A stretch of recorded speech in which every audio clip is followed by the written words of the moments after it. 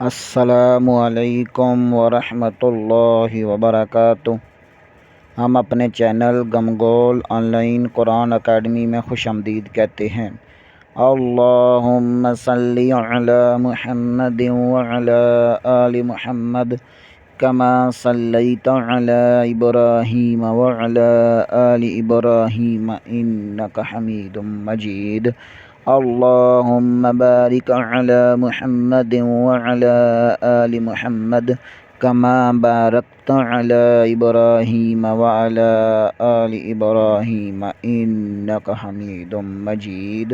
اللہ پاک سے دعا ہے کہ اللہ تعالی ہمیں اس نیک کام کا ثواب ہمارے والدین، ہمارے اساتذہ اکرام اور تمام مومن مردوں عورتوں کو عطا فرمائے۔ آمین ثم آمین یا رب العالمین۔ اعوذ باللہ من الشیطان الرجیم، بسم اللہ الرحمن الرحیم۔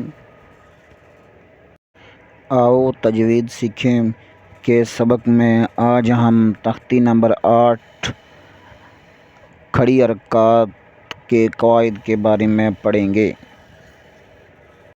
جیسا کہ ہم پیچھے پڑھ چکے ہیں کہ حرکات کی 3 اقسام ہیں: پڑی حرکات، تنوین اور کھڑی حرکات۔